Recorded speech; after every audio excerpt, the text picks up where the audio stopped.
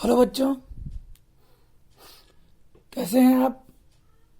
तो देखिए, आज मैं आप लोगों के सामने फर्स्ट चैप्टर का, क्लास 12th का first chapter electric charge and field, माने वैद्युत आवेश और उसका क्षेत्र, ये लेके आया हूँ। तो इसको पढ़ने के लिए सबसे पहले हमको वैद्युत आवेश जानना जरूरी है, और वैद्युत आवेश को समझने के लिए हमको सबसे पहले उसका परिचय जानना जरूरी है कि वैद्युत आवेश कैसे आया, क्या इसकी उत्पत्ति है। ये सब तमाम चीज़ें हमको जाननी बेहद जरूरी है, बिना उसके हम लोग नहीं देख सकते। तो हमको आज क्या पढ़ना है? हमको आज पढ़ना है क्लास 12th का, class 12th chapter first, class 12th chapter first. क्या नाम है चैप्टर का? वैद्युत आवेश और क्षेत्र, ये है चैप्टर का नाम, वैद्युत आवेश और क्षेत्र। ये तो वैद्युत आवेश और क्षेत्र का हम पहला टॉपिक स्टार्ट करने जा रहे हैं। पहला टॉपिक अगर स्टार्ट करें तो इसके लिए सबसे पहले हमको फ्रिक्शनल इलेक्ट्रिसिटी जाननी जरूरी है। Frictional electricity, frictional electricity. तो फ्रिक्शनल इलेक्ट्रिसिटी क्या है? फ्रिक्शनल इलेक्ट्रिसिटी, तो फ्रिक्शनल इलेक्ट्रिसिटी इसका मतलब क्या है? इसका मतलब है घर्षण विद्युत, ये कह सकते हैं।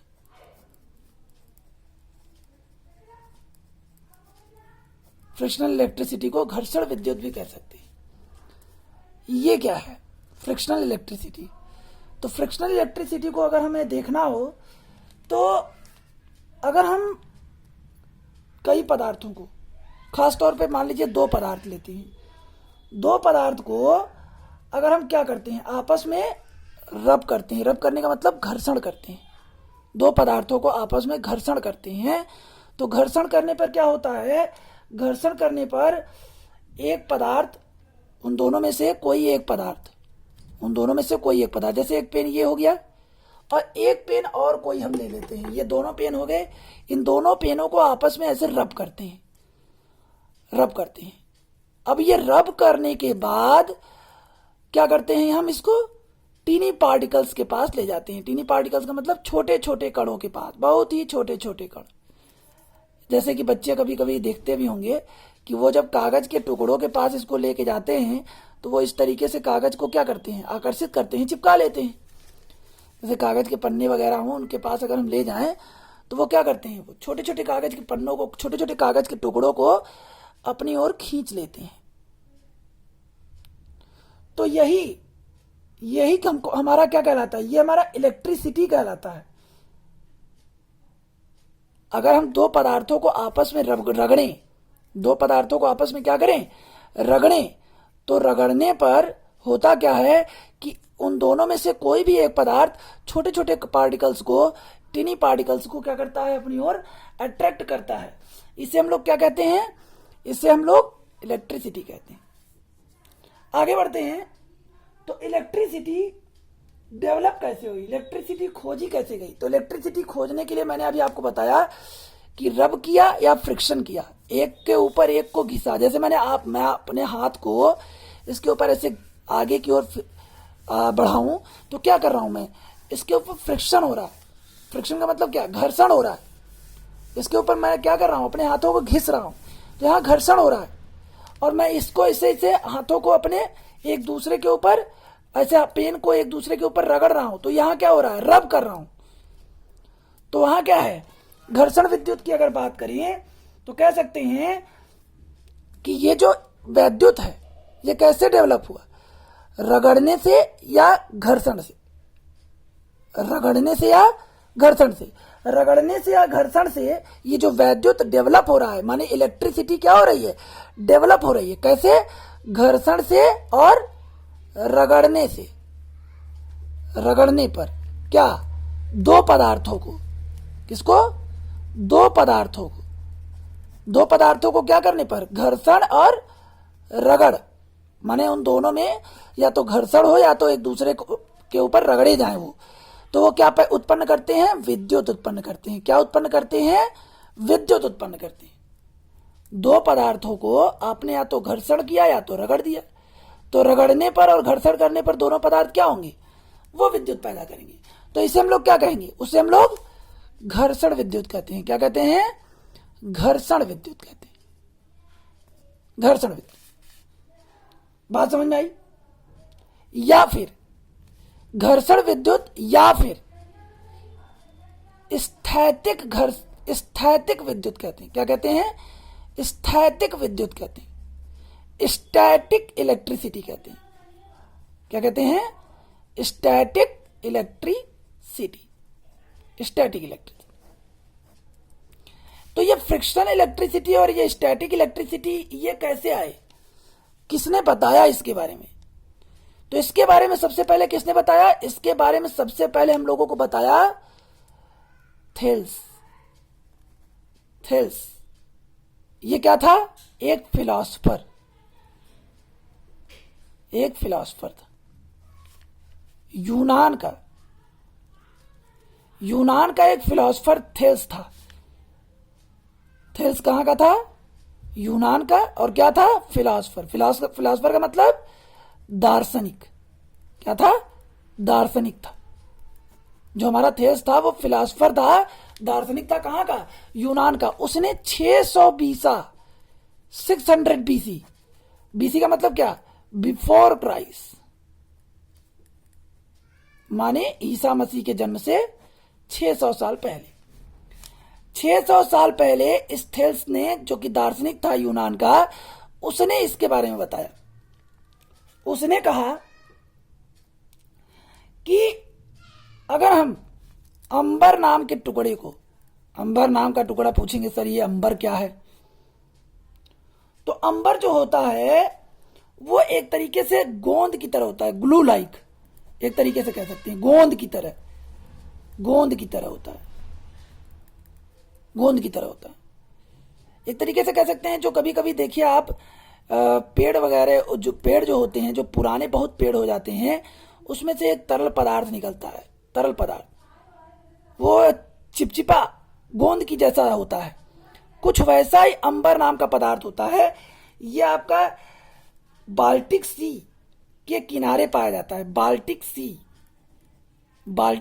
सागर, बाल्टिक सागर कह सकते हैं। बाल्टिक सागर जो है उसके किनारे ये अंबर नाम का पदार्थ पाया जाता है। अंबर नाम का पदार्थ गोंद की तरह होता है। इसको उन्होंने क्या किया, अंबर को और ऊन को उन्होंने क्या किया, आपस में रगड़ा, एक दूसरे के ऊपर रब किया। तो जब उन्होंने एक दूसरे के ऊपर इसको रब किया तो उन्होंने क्या पाया, उन्होंने पाया कि उन दोनों के बीच क्या हो रहा था, उन दोनों के बीच अट्रैक्शन का प्रॉपर्टी आ रहा था, अट्रैक्शन की प्रॉपर्टी आ रही थी। अट्रैक्शन की प्रॉपर्टी माने आकर्षण। क्या हो रहा था, आकर्षण हो रहा था उनके बीच, आकर्षण का गुण आ रहा था। अंबर और ऊन को उन्होंने क्या किया, रगड़ा। रगड़ने पे क्या हुआ, अट्रैक्शन प्रॉपर्टी आई, माने आकर्षित करने का गुण आया। क्या करने का गुण आया, आकर्षित करने का गुण आया।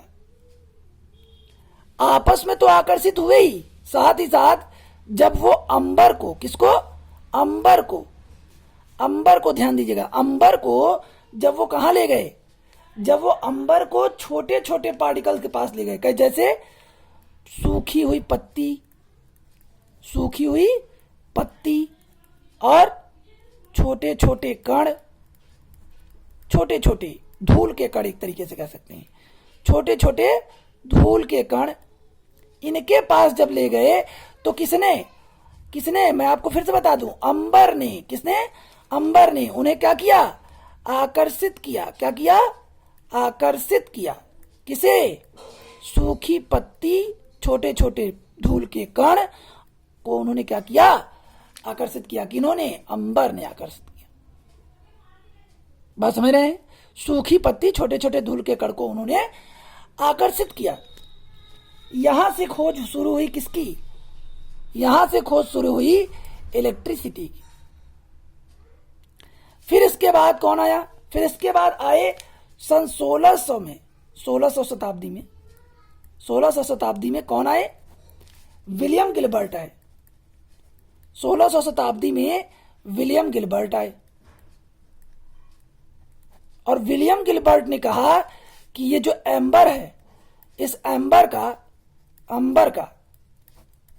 का जो ग्रीक भाषा में नाम था, ग्रीक नाम, जो ग्रीक नेम था अंबर का, ये ग्रीक भाषा है, ध्यान दीजिएगा। ग्रीक भाषा में ग्रीक नाम जो अंबर का था वो था आपका क्या? वो था आपका इलेक्ट्रॉन। वो था आपका इलेक्ट्रॉन। क्या था? इलेक्ट्रॉन। और यही क्या है?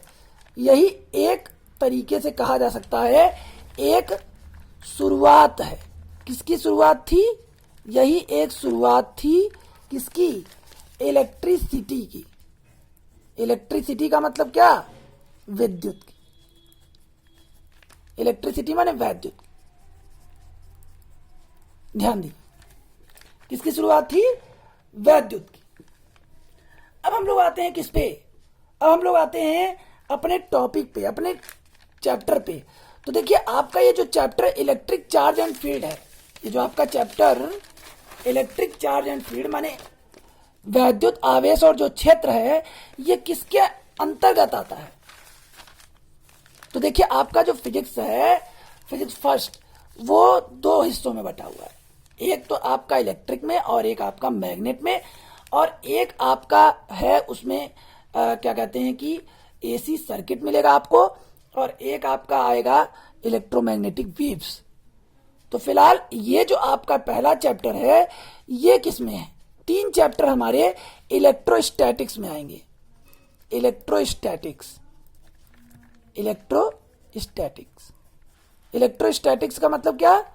स्थिर वैद्युतिकी में, स्थिर वैद्युतिकी, इसमें आएंगे ये चैप्टर हमारे इलेक्ट्रोस्टैटिक्स।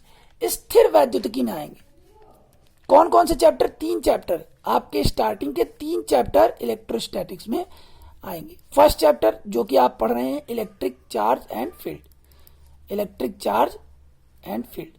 और दूसरा चैप्टर जो हमारा आएगा वो electric potential, electric potential, electric potential and capacitor करके होगा। एंड कैपेसिटर माने वैद्युत विभव और धारिता या संधारित्र कह सकते हैं। सॉरी, कैपेसिटर माने संधारित्र, ये कैपेसिटर माने संधारित्र होगा। ये दूसरा चैप्टर है आपका, ये दूसरा चैप्टर। और जो तीसरा चैप्टर हमारा आएगा वो है क्या? वो है हमारा डीसी सर्किट, डीसी सर्किट माने दिष्ट धारा परिपथ। ये तीसरा चैप्टर है हमारा, तीसरा चैप्टर। तो 3 चैप्टर हमारे आएंगे एक के बाद एक। फिलहाल हम लोग इलेक्ट्रिक चार्ज की बात कर लेते हैं, इलेक्ट्रिक चार्ज एंड फील्ड की बात कर लेते हैं। और इलेक्ट्रिक चार्ज और फील्ड की बात करने से पहले हमने उसके इंट्रोडक्शन यानी उसके शुरुआत के बारे में जाना। अब हम लोग बढ़ते हैं किस पर? अब हम लोग बढ़ते हैं इलेक्ट्रोस्टैटिक्स पर। यहां से हमारा चैप्टर शुरू होने वाला है। तो इलेक्ट्रोस्टैटिक्स क्या है? ये बहुत इंपॉर्टेंट रोल होगा इलेक्ट्रोस्टैटिक्स। इलेक्ट्रोस्टैटिक्स क्या होता है? तो इलेक्ट्रोस्टैटिक्स क्या है? इलेक्ट्रोस्टैटिक्स या स्थिर वैद्युतिकी भौतिक विज्ञान की एक शाखा है। किसकी शाखा है? भौतिक विज्ञान की। जैसे पेड़ से कई शाखाएं निकली होती हैं, वैसे ही भौतिक विज्ञान की एक शाखा है।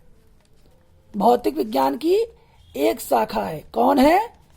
स्थिर वैद्युतिकी। भौतिक विज्ञान की एक शाखा है स्थिर वैद्युतिकी। स्थिर वैद्युतिकी, स्थिर वैद्युतिकी भौतिक विज्ञान की एक शाखा है, जिसके अंतर्गत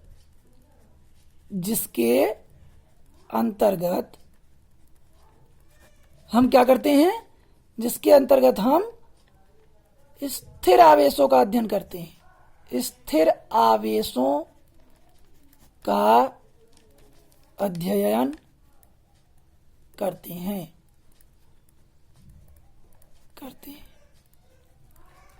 जहां केवल वैद्युत क्षेत्र का अध्ययन किया जाता है। क्योंकि ये भी लिख सकते हैं आप, क्योंकि स्थिर आवेशों के कारण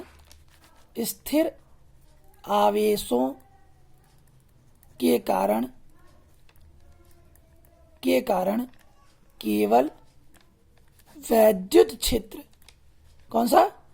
वैद्युत क्षेत्र उत्पन्न होता है। ध्यान दीजिएगा, मैं आपको बता दूं फिर से एक बार, स्थिर वैद्युतिकी क्या है। यह हेडिंग आप लिख लीजिए, स्थिर वैद्युतिकी। इंग्लिश में क्या कहेंगे इसको? इलेक्ट्रोस्टैटिक्स। ऊपर लिखा हुआ है, देख सकते हैं।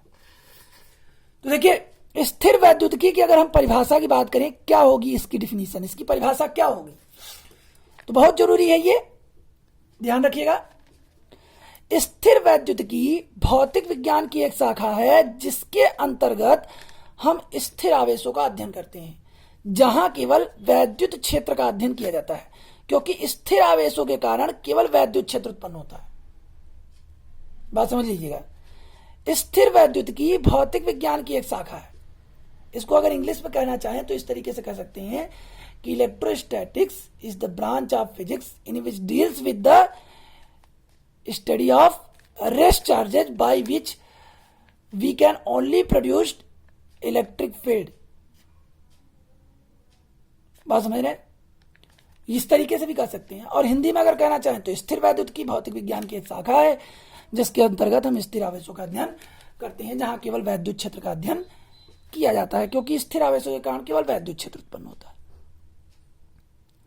तो आगे बढ़ते हैं हम लोग। अगला टॉपिक हमारा क्या है?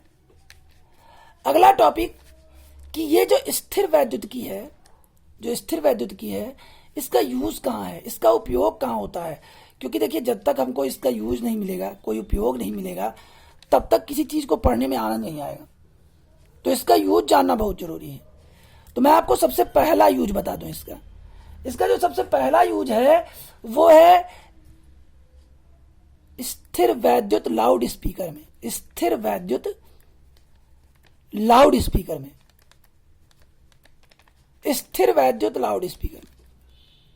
ध्यान दीजिएगा, पहला यूज इसका किसमें है? स्थिर वैद्युत लाउड स्पीकर में। लाउड स्पीकर तो समझते ही होंगे, ध्वनि उत्पादक यंत्र माने जो ध्वनि आपकी प्रोड्यूस करता है, वो इसी स्थिर वैद्युत लाउड स्पीकर से बनता है। ये ध्यान रखें। दूसरी चीज जो हमारी आती है, दूसरा उपयोग इसका जो आता है, वो किस में आता है? वो आता है पेंट जानते हैं ना, पेंट अथवा पाउडर से फुहारदार कोटिंग का मतलब क्या? रंगाई। किसकी रंगाई? मकानों की या किसी चीज की या किसी भी वस्तु की, ये भी कह सकती हैं। जैसे आप देखिए, हम आपको बता दें ये कौन सा है। जैसे आप देखिए, कभी कभी गाड़ियां होती है ना, गाड़ियों पे मशीन से फुहारे के रूप में स्प्रे किया जाता है। पेंट का छिड़काव किया जाता है। पेंट का क्या किया जाता है? छिड़काव किया जाता है इसके ऊपर। और जिससे क्या होता है? पेंट बहुत ही तगड़ा होता है, मजबूत पेंट होता है, क्योंकि पेंट के जो छोटे छोटे पार्टिकल्स हैं, छोटे छोटे कण हैं, वो आवेशित होते हैं। और जो जिस पर आप पेंट कर रहे हैं उसकी सतह भी आवेशित होती है। और जब आवेशों के गुण की बात आप करते हैं तो उनमें आकर्षण, अभी मैंने आपको बताया, होता है। तो केवल आकर्षण नहीं होता, अभी आगे आप पढ़ेंगे कि क्या गुण है आवेशों के। तो होता क्या है कि आवेश, पेंट वाले आवेश इस आवेश माने गाड़ी के ऊपर बैठ जाते हैं और बहुत ही मजबूती से चिपक जाते हैं। तो यहां पे इसका यूज होता है किसका? स्थिर वैद्युत का। अभी आपको आगे बताया जाएगा कि यहां पे आवेश कैसे प्रोसेस कर रहा था। तो अब हम लोग आगे वाली टॉपिक पे चर्चा करते हैं। अगला टॉपिक जो हमारा आता है वो क्या है? तो अगले टॉपिक की अगर बात करें हम लोग, तो अगले टॉपिक की अगर हम लोग बात करते हैं तो अगला टॉपिक जो हमारा है वो क्या है? तो आप लोगों ने इसको देख लिया, इसको आसानी से समझ लिया, नोट कर लिया। अगर आपको इसको नोट करना हो, कहीं लिखना हो, तो आप इसे आसानी से लिख सकते हैं। वीडियो को पॉज कर दीजिए और आसानी से लिखिए। देखिए, ये है आपका टॉपिक। अगर आपको इसे लिखना हो तो वीडियो को पॉज कर दें और पॉज करके आसानी से इसे लिख लें। जिन्हें भी लिखना हो, समझना हो, इसके बारे में अच्छी तरीके से पढ़ना हो, तो जिन्हें भी दिक्कत हो तो वो इसको आसानी से एक फेयर में अपने नोट कर लें। नोट कर लिया? आगे बढ़े, अगले टॉपिक की ओर चले।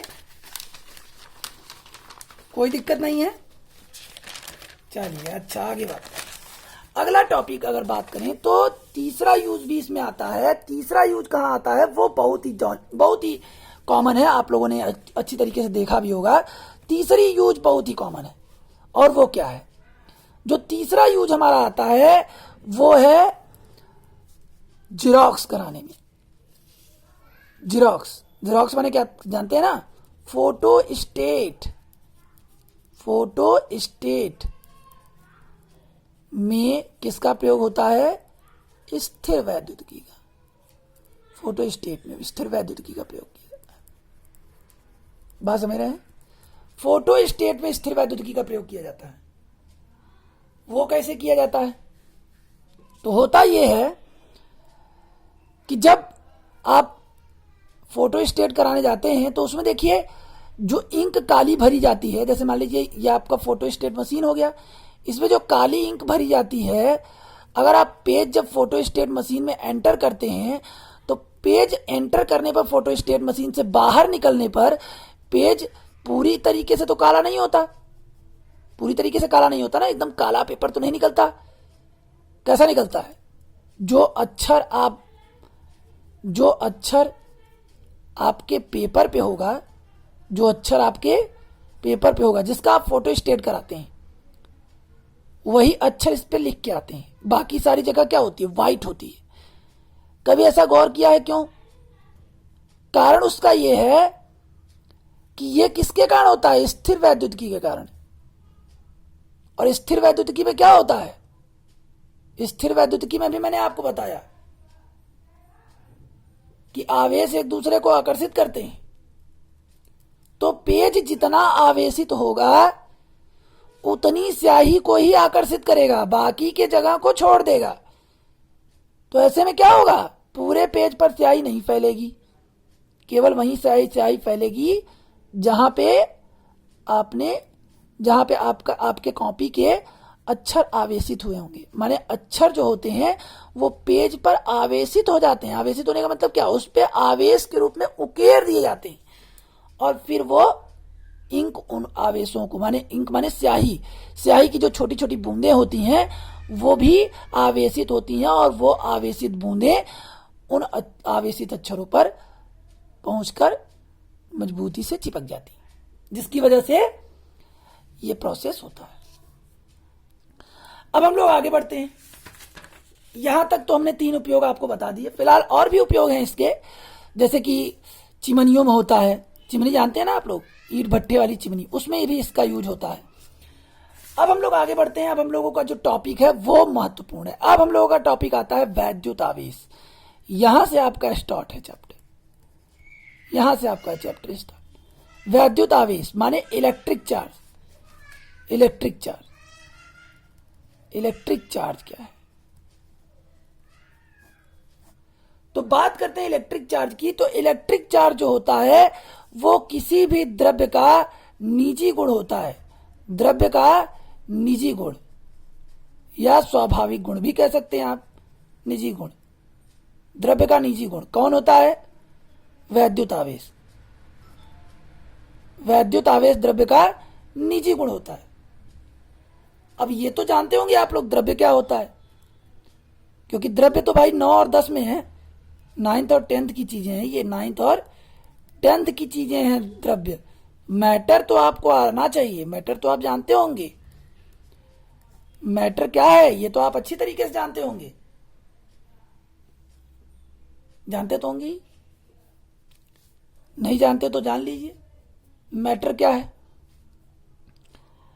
मैटर को चेक करना, मैटर को पता करना कि ये मैटर है या नहीं, 3 गुण होने चाहिए उसमें, ये जान लीजिए आप। 3 गुण कौन कौन से 3 गुण होने चाहिए? पहला, उसके ऊपर गुरुत्वाकर्षण का प्रभाव पड़ना चाहिए। दूसरा, उसमें भार होना चाहिए। 2 गुण, गुरुत्वाकर्षण और भार। और तीसरा, उसे स्थान घेरना चाहिए, स्थान घेरना चाहिए। ये 3 गुण होने चाहिए उसमें, तब तो वो द्रव्य होगा। अगर ये तीनों गुण नहीं हुए तो वो द्रव्य नहीं होगा। तो ये एक तरीके से कह सकते हैं कि ब्रह्मांड में स्थित प्रत्येक वस्तु, कौन सी? प्रत्येक वस्तु छोटे छोटे कणों से मिलकर बनी है, और वो छोटे छोटे कण द्रव्य कहलाते हैं। छोटे छोटे कणों से मिलकर बनी है, छोटे छोटे कणों से मिलकर बनी है, वो क्या कहलाती है? द्रव्य कहलाती है, द्रव्य कहलाती है। बात समझ रहे हैं? तो इलेक्ट्रिक चार्ज क्या है? द्रव्य का निजी गुण है। निजी गुण भी आप स्वाभाविक गुण भी कह सकते हैं आप, द्रव्य का निजी गुण है। जिससे क्या होता है? वैद्युत आवेश। खाली इतना कह देने से तो पूरा नहीं होगा कि द्रव्य का निजी गुण वैद्युत आवेश है, ऐसा तो कह नहीं सकते। ये कह सकते हैं कि द्रव्य का वैद्युत आवेश द्रव्य का निजी गुण है, जिससे क्या होता है? जिससे वैद्युत तथा चुंबकीय प्रभाव क्या किए जाते हैं? द्रव्य पर उत्पन्न किए जाते हैं ना। कौन कौन से? नीचे मैं फिर से लिख दे रहा हूं, वैद्युत और चुंबकीय प्रभाव। वैद्युत प्रभाव और चुंबकीय प्रभाव क्या किए जा सकते हैं? उत्पन्न किए जा सकते हैं। किसकी सहायता से?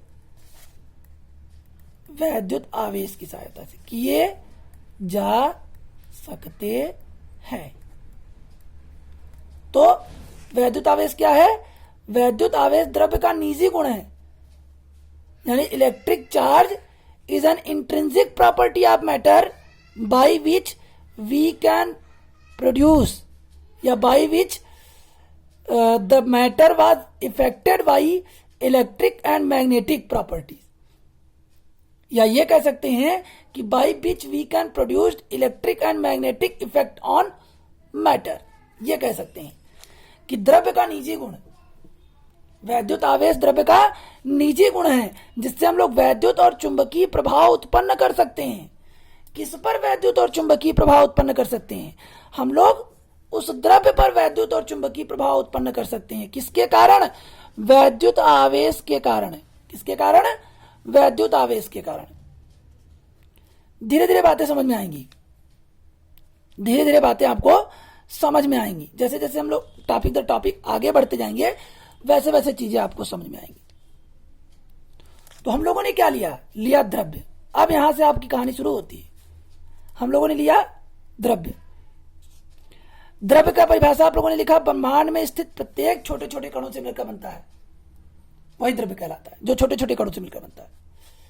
तो आप ये बताइए कि किसी भी पदार्थ का अवयवी कण क्या होगा? किसी भी पदार्थ का अवयवी माने उसका भाग, कई पदार्थों से मिलकर बना होगा। तो सबसे छोटे अवयव की अगर बात करें तो आप क्या कहेंगे? परमाणु कहेंगे। और परमाणु से भी छोटे अवयव की बात करें, अवयवी कण की बात करें, तो आप क्या कहेंगे? द्रव्य का सबसे छोटा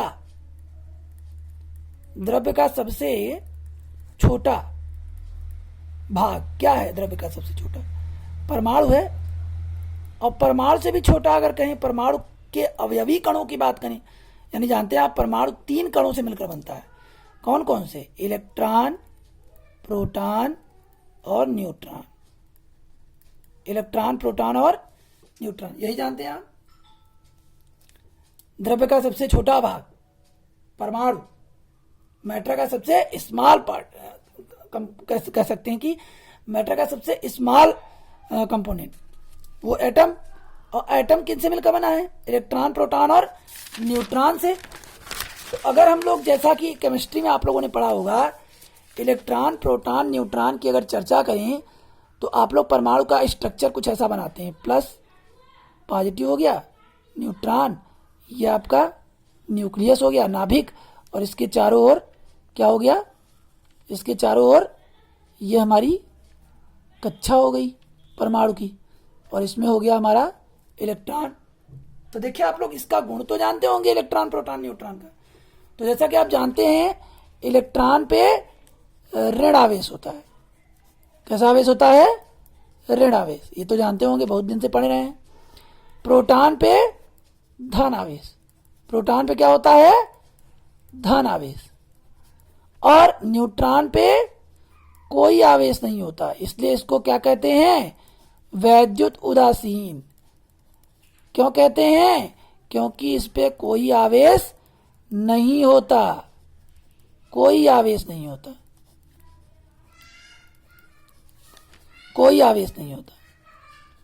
ध्यान दीजिएगा, न्यूट्रॉन वैद्युत उदासीन है क्योंकि इस पे कोई आवेश नहीं होता। तो ये तो था परमाणु का, परमाणु की व्यवस्था। तो अगर बात करें हम द्रव्य की, ये हो गया द्रव्य हमारा। तो द्रव्य में छोटे छोटे छोटे छोटे छोटे छोटे छोटे छोटे छोटे छोटे छोटे छोटे ढेर सारे परमाणु होंगे, असंख्य परमाणु होंगे। कैसे परमाणु होंगे? असंख्य परमाणु। और उन सभी परमाणुओं में इलेक्ट्रॉन, प्रोटॉन, न्यूट्रॉन ये भी तो असंख्य होंगे, ये भी असंख्य होंगे। देखिए मैं आपको आवेश अब बता रहा हूं, ध्यान दीजिएगा, बहुत जरूरी चीज है। वैद्युत आवेश मैं आपको बता रहा हूं। वैद्युत आवेश में आपने लिखा द्रव्य का निजी गुण, जो क्या करता है? वैद्युत तथा चुंबकीय प्रभाव उत्पन्न करता है। किस पर? उस द्रव्य पर। वही तो वैद्युत आवेश कहलाता है। तो अब हमको द्रव्य से ही पता चल सकता है ना कि आवेश क्या है। तो इसके लिए मैं आपको समझा रहा हूं।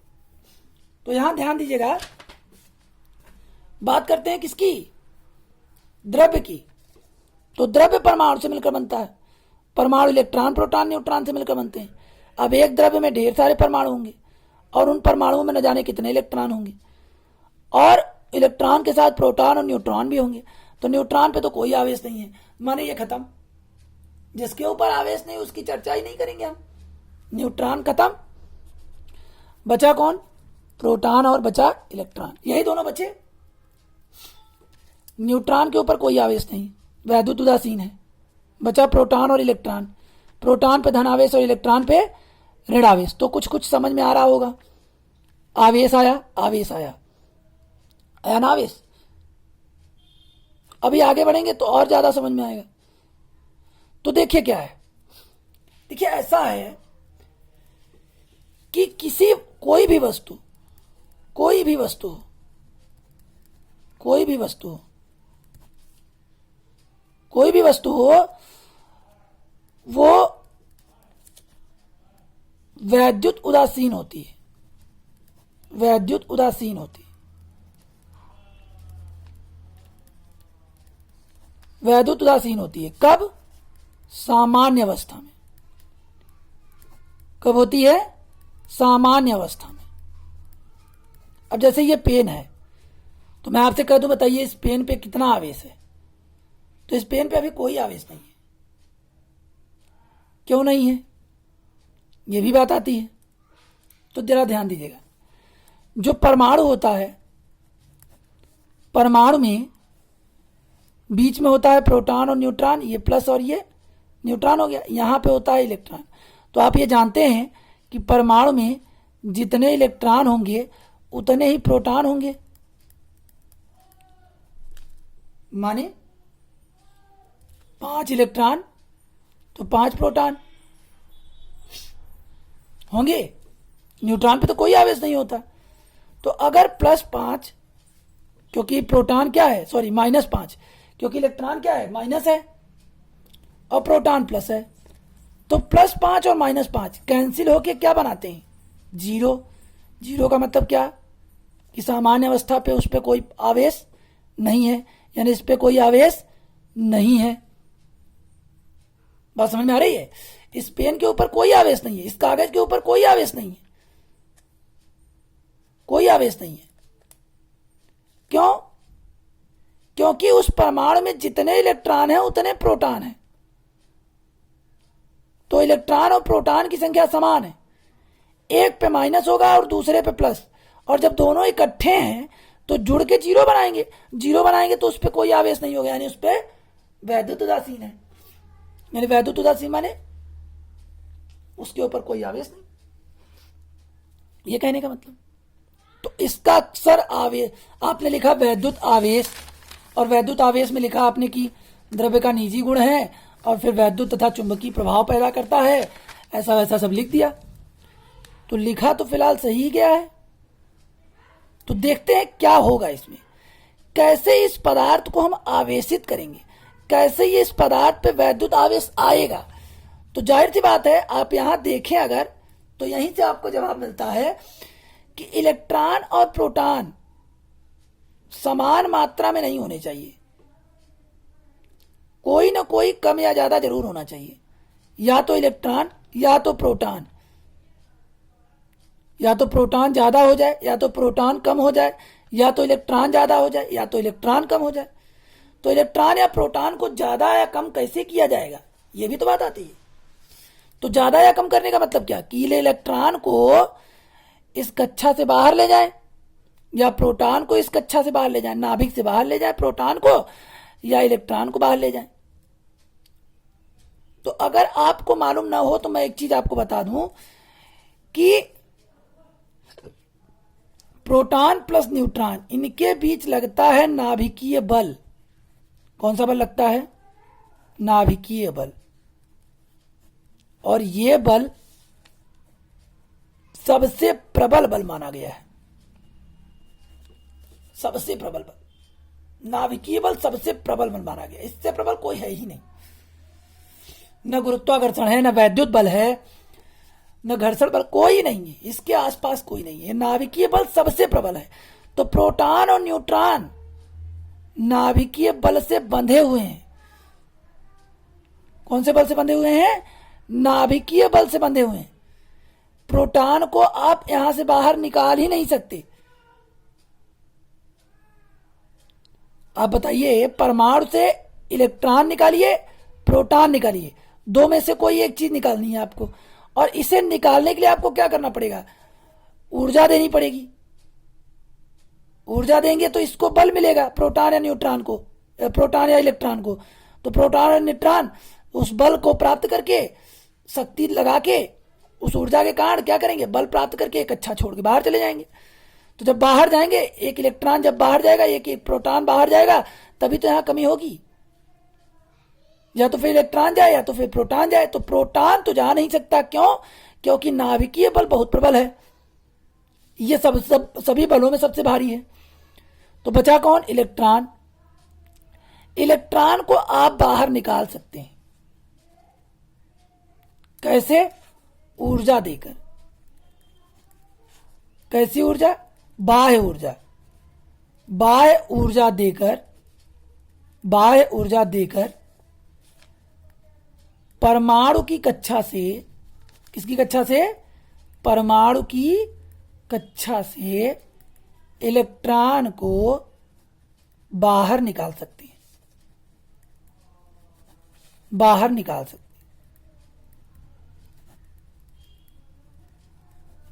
बाहर निकाल सकते। तो आप जरा देखिए, सोचिए ध्यान से।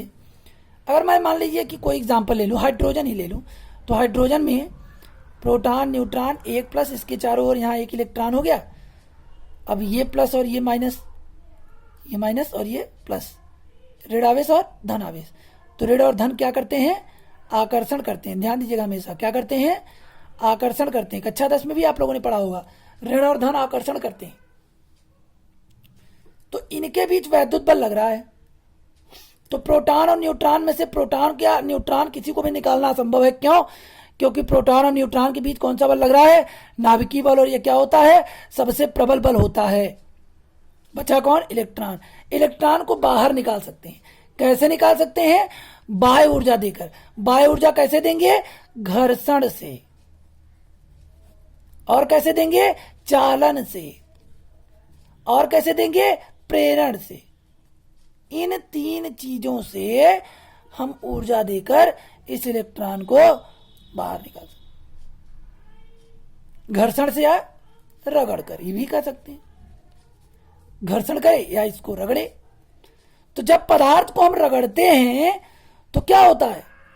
उनके बीच गर्माहट आती है। दोनों पदार्थों के बीच क्या होती है? गर्मी उत्पन्न होती है। गर्मी उत्पन्न होती है। और उस गर्मी की वजह से क्या होता है? इस इलेक्ट्रॉन को ऊर्जा मिलती है। इस इलेक्ट्रॉन को क्या मिलती है? ऊर्जा। तो ये इलेक्ट्रॉन क्या होता है? यहां से छोड़ के बाहर आएगा। जब इलेक्ट्रॉन बाहर आएगा तो क्या होगा? जब इलेक्ट्रॉन बाहर आएगा तो देखिए, इलेक्ट्रॉन गया बाहर। पहले क्या था? पहले एक इलेक्ट्रॉन था और एक प्रोटॉन। देखिए, घर्षण से पहले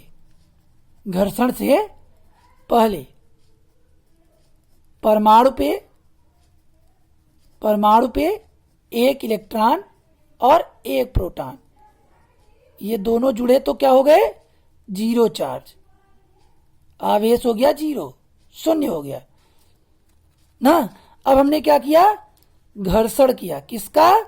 द्रव्य का। किससे? किसी दूसरे द्रव्य से। द्रव्य का किसी दूसरे द्रव्य से। द्रव्य माने, अब जैसे मान लीजिए लकड़ी, जैसे मान लीजिए अंबर था और क्या था? ऊन। अंबर और ऊन को आपने रगड़ दिया,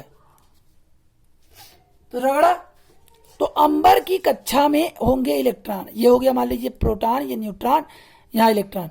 तो ये इलेक्ट्रॉन बाहर निकल गया ऊन से। ऊन से क्या हुआ?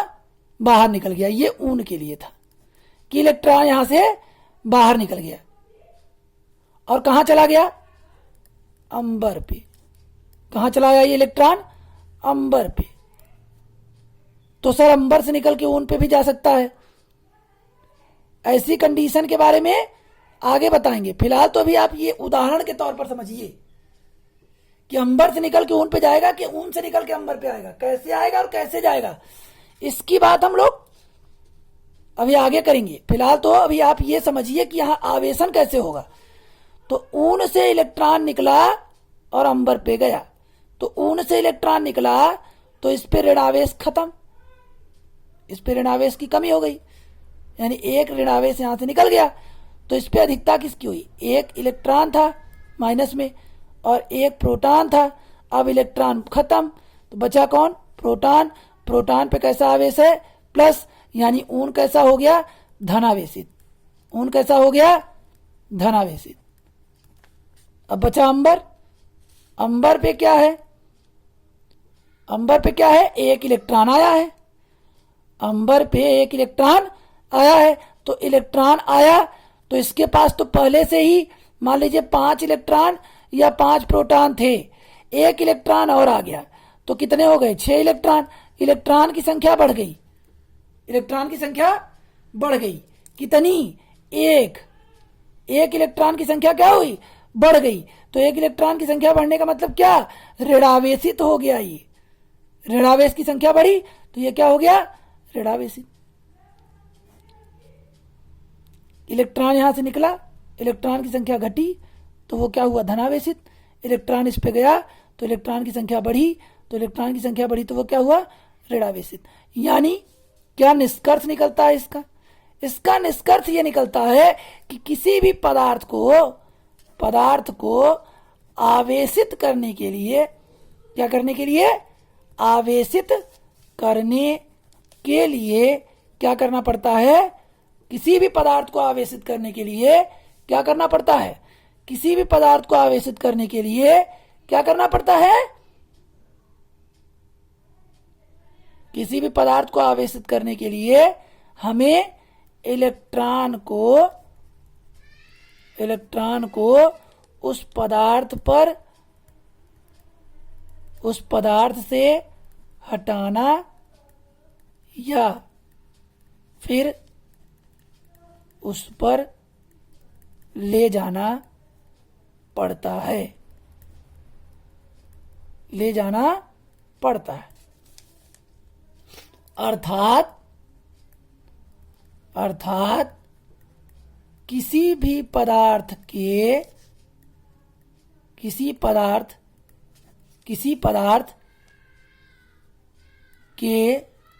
आवेशन के लिए, किसके लिए?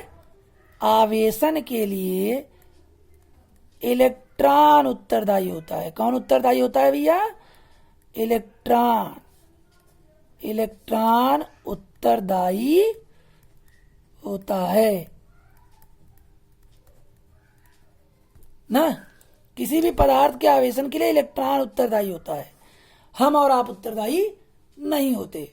तो फिलहाल हमने आज क्या जाना? हमने आज आवेश का परिचय पढ़ा, स्थिर वैद्युतिकी पढ़ी, आवेशन की प्रक्रिया पढ़ी, कैसे कोई पदार्थ आवेशित होता है इसके बारे में जाना। अब कल इसके आगे का टॉपिक हम लोग पढ़ेंगे। तो फिलहाल आज के लिए बस इतना ही। इतना आप लोग देखें, अगले मुलाकात अगले वीडियो में होगी। और हाँ, अगर आपको कोई दिक्कत हो, कुछ समझ में ना आ रहा हो, तो आप मेरे कांटेक्ट नंबर पे फ़ोन कर सकते हैं, आप उससे पूछ सकते हैं। और साथ ही साथ अगर अच्छा लगे तो लाइक और कमेंट करें, लाइक और शेयर करें।